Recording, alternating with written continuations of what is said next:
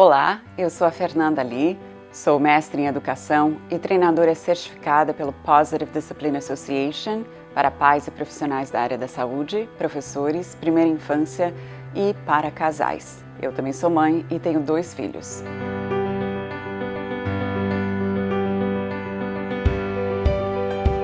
A motivação, ela é uma força que nos move a um propósito. E essa força, ela pode se originar externamente, daí o termo motivação extrínseca, ou ela pode se originar internamente, daí o termo motivação intrínseca. É como se fosse um arco e uma flecha, onde a flecha é o meu propósito e a motivação é aquele arco que solta a flecha para aquele propósito. Tanto eu posso segurar o arco e eu mesmo mirar e soltar na força e na intensidade que eu quiser, como também eu posso receber uma ajuda externa. Então a motivação, ela pode tanto ser extrínseca quanto intrínseca. A importância da motivação na infância, e a infância aqui entende-se desde o nascimento até os 6 anos de idade, é que as crianças elas já nascem com essa força que as movem a descobrir o mundo à sua volta. Elas estão sempre explorando, descobrindo, testando hipóteses e nessa busca de descobrir o mundo à sua volta e se descobrirem, elas estão aprendendo. Para que possamos ter evidências de que crianças pequenas de 3 a 6 anos estão motivadas, primeiro a gente precisa entender sobre a teoria do temperamento. Essa teoria foi desenvolvida por 2 cientistas, a Stella Chess e o Alexander Thomas. Esses 2 cientistas, eles descobriram que existem 9 dimensões do comportamento e são características inatas que o bebê já nasce com ela e se permanece ao longo da vida. Todos nós temos. A gente precisa descobrir quais são as intensidades de cada característica. Se você quiser aprender mais, no livro Disciplina Positiva de 0 a 3 anos, você pode encontrar a lista completa desses 9 temperamentos, bem como a explicação de cada um deles e como identificar tanto o seu quanto o da criança. E às vezes a gente tem um temperamento diferente do da criança e a gente pode observá-la como desmotivada, mas na verdade ela tem um temperamento diferente, ela tem uma maneira diferente de aprender. Então, se eu tenho um nível de atividade alta, mas a criança que eu estou observando tem um nível de atividade baixa, eu preciso perceber que nós temos níveis de atenção e níveis de atividade diferente para que isso não influencie a maneira que eu vejo se ela está motivada ou não. Então, primeiro, entenda o seu temperamento para depois observar o temperamento de outras crianças. Podemos dizer que uma criança está desmotivada quando ela está desencorajada. Em disciplina positiva, nós vemos que há 4 tipos de desencorajamento. O primeiro deles é a atenção indevida. Toda criança precisa de atenção, assim como todo adulto. O problema é quando a atenção ela é indevida e a criança tem essa crença de que ela só pertence se alguém estiver dando atenção para ela o tempo todo ou então dando alguma vantagem especial. O segundo tipo de desencorajamento é o poder mal direcionado. Todo mundo quer poder e precisa de poder. Isso nos dá autonomia para viver e decidir algumas regras da nossa vida. O problema é quando o poder ele é usado de uma maneira destrutiva. Para que eu possa sentir que eu faço parte desse ambiente ou que eu posso contribuir, eu vou usar o meu poder de maneira destrutiva porque eu tenho que dar a última palavra. É aquela criança que cruza o braço e fala, eu não vou fazer, você não manda em mim. O terceiro tipo de desencorajamento é a vingança. É uma criança que está tão magoada, que ela quer magoar de volta. É a única maneira que ela pode ver de fazer parte daquele ambiente. E o quarto tipo é a inadequação assumida. É aquela criança que cruza os braços, coloca a cabeça na mesa e fala, eu não vou tentar, eu não consigo, eu sou burra, eu não vou conseguir mesma. Esse se chama de inadequação assumida, porque ela já desistiu dela mesma. E fica muito difícil de motivar essa criança, porque ela quer convencer você de desistir dela também. Eu percebo que os adultos sentem que precisam dar recompensas para motivar uma criança a fazer algo difícil ou então fazer a lição de casa. Só que a recompensa, se usada em longo prazo e somente usar a recompensa como motivador principal, isso pode ser muito prejudicial em longo prazo. Recompensa é como se fosse um doce. Se você dá de vez em quando, tudo bem. O problema é quando você dá sempre e aquilo gera um vício. e é um vício que pode interferir na percepção da criança de que ela só vai fazer alguma coisa para ganhar outra. Então, a criança ela pode desenvolver, sim, uma percepção de que, bom, eu vou fazer isso para ganhar aquilo. E se eu não quiser fazer isso? Será que eu consigo manipular esse adulto para me dar uma recompensa maior ou melhor? A segunda cautela que a gente tem que usar é quando a gente dá a recompensa, a gente rouba da criança essa oportunidade de desenvolver intrinsecamente o prazer de fazer uma tarefa. E isso pode contribuir para a epidemia que tem acontecido com os jovens que terminam o ensino médio e agora estão optando por uma carreira. E eles acabam escolhendo por causa do status ou por causa do salário, em vez de escolher algo que eles realmente têm talento ou têm paixão, ou veem um propósito muito maior para ajudar tanto a si quanto a sua comunidade, que aí é a motivação altruísta, aquela que a gente quer se melhorar e também melhorar o ambiente onde a gente participa. Sabe que hoje em dia existem vários estudos do que realmente motiva os adultos no ambiente de trabalho. E a gente acha que é o dinheiro. O dinheiro é um grande motivador. É verdade. Mas aponta para mim qualquer profissional e professor que trabalha só por causa do dinheiro. Talvez a gente vai encontrar aí um profissional que não esteja realmente feliz fazendo o que faz. E isso pode não ser sustentável, né? Não dura muitos anos. Existe um livro pelo Daniel Pink que se chama Drive, a verdadeira surpresa que nos motiva, né? The Surprising Truth About What Motivates Us. E ele fala que não existe mais essa ideia de que você tem a cenoura e atrás vai o cavalo querendo comer a cenoura, que a gente precisa ter alguma isca ou um motivador externo para realmente motivar alguém. Ele fala em 3 motivadores que são muito mais poderosos do que essa cenoura ou então o dinheiro. O primeiro deles é a autonomia.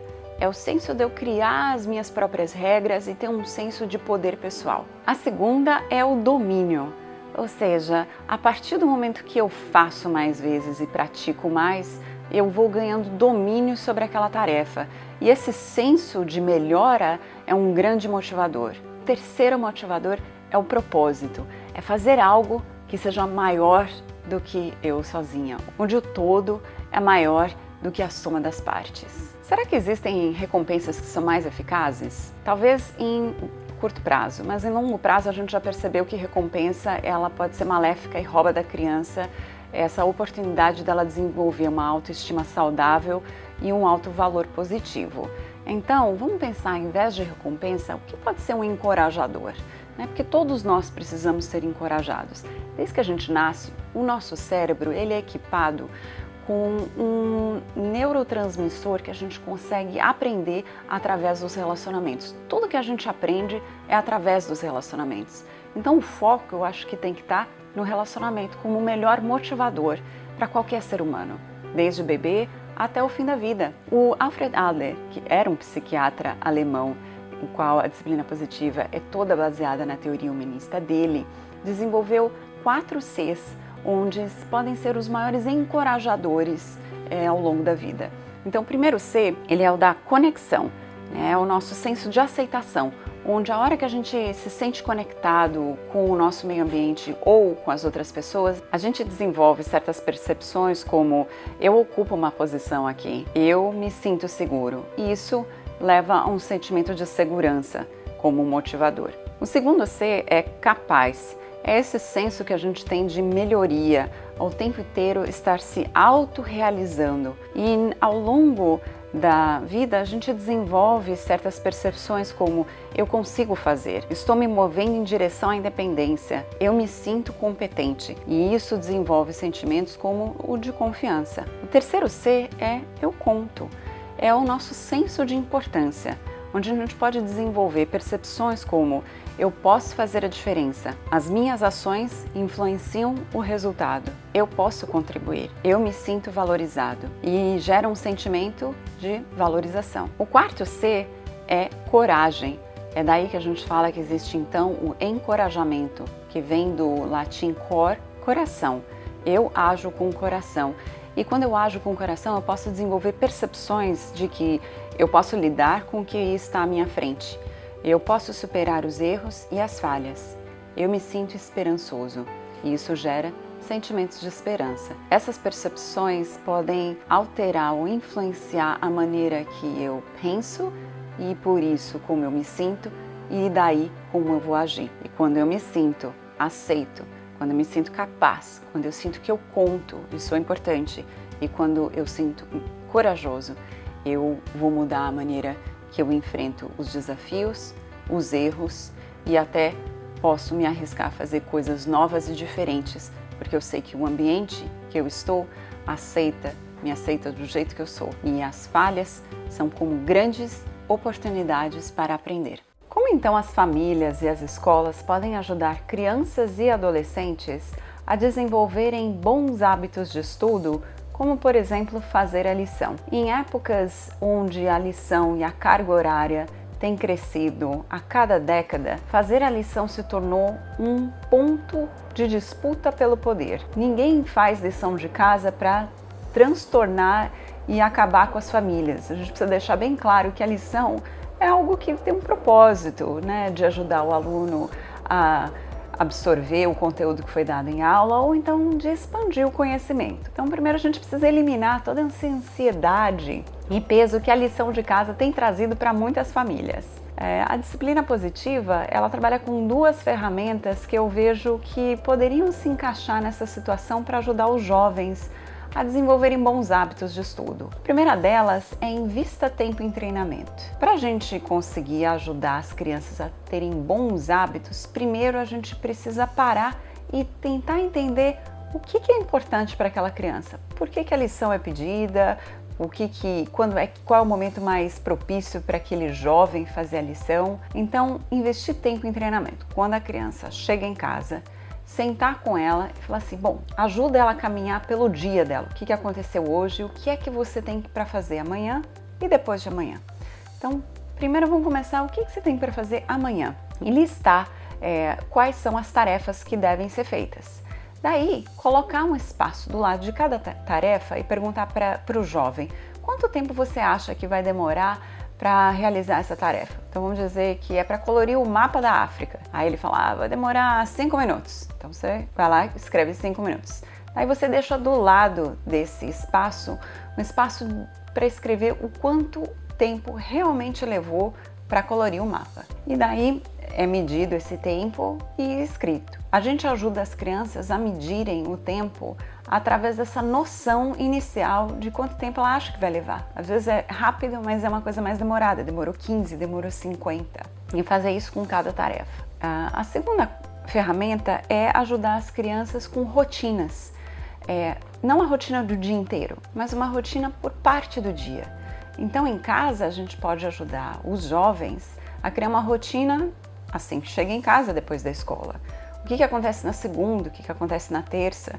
Você quer tempo, 15 minutos para brincar antes de começar a lição? Ou você já quer começar a lição e depois ter 5 minutos de uma pausa? Você quer tomar um lanche primeiro e depois de 20 minutos fazer a lição e depois de 20 minutos fazer uma pausa de 5 minutos? Enfim, ajudar esse jovem a estruturar o que seria bom para ele ou para ela, de uma maneira que o jovem tome propriedade dessa rotina.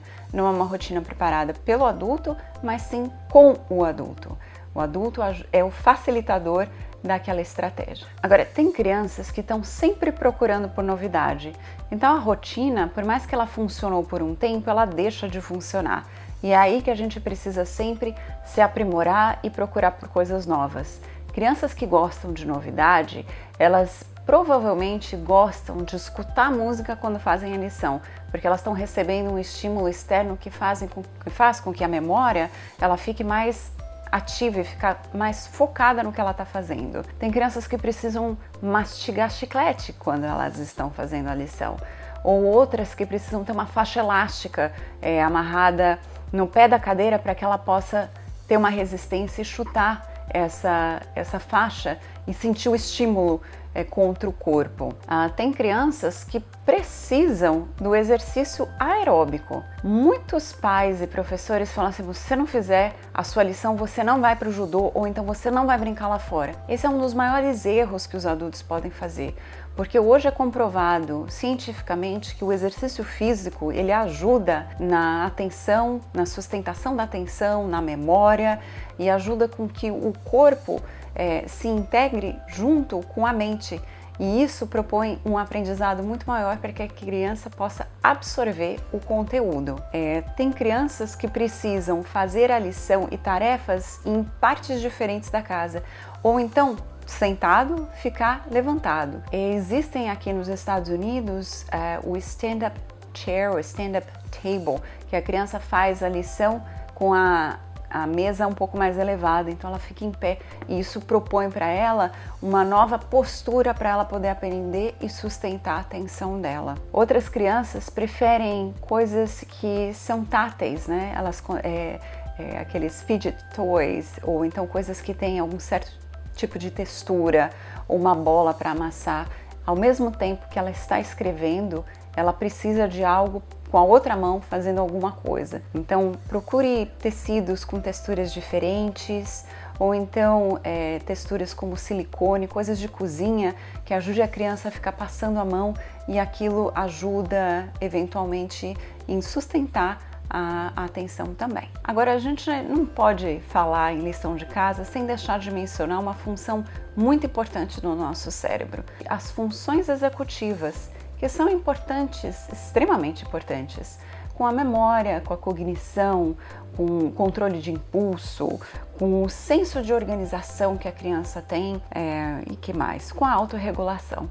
Então, todas essas funções são extremamente importantes para que a criança consiga sentar para fazer a lição. Então, muitas vezes os jovens vão para a escola, aprendem um conteúdo, sabem o conteúdo, mas eles não conseguem aplicar aquele conteúdo porque falta organização. E é nesse momento que investir tempo em treinamento ajuda, porque tem crianças que são naturalmente organizadas e vão escrever com cor, e vão colocar etiquetas, ou vão fazer listas, mas tem crianças que naturalmente não são organizadas. E essa é uma habilidade que pode ser aprendida com bastante encorajamento e com bastante suporte externo. Agora, tome cuidado para não dar uma recompensa depois que a criança faz a lição, porque a melhor recompensa depois que ela faz a lição é o senso dela de conquista de que ela conseguiu. Se há alguma outra barganha ou algum outro estímulo externo que não seja recompensa para ajudar a estimular os alunos, bom,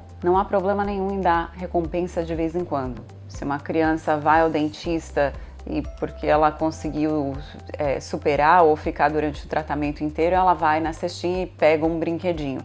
O problema é quando a recompensa é o maior e o principal estimulador para o aluno. Isso, em longo prazo, pode roubar da criança esse senso interno de conquista e tirar o foco do que ela está aprendendo e colocar o foco no que ela vai ganhar se ela ficar sentada quietinha prestando atenção. Então as crianças elas precisam desenvolver esse foco interno da motivação. Mas isso não significa também que a gente não pode celebrar os esforços e também as conquistas dos jovens. Então como a gente pode fazer isso que não seja um sistema de ponto e nem um quadrinho colorido que fica lá na frente da sala contando os pontos que as crianças ganharam para gerar competição? Eu acho que o que pode existir é sim uma celebração do esforço e uma celebração da conquista. E essa celebração, ela vem de várias formas. Primeiro a gente pode perguntar para a criança: o que é que você, quando terminar o primeiro trimestre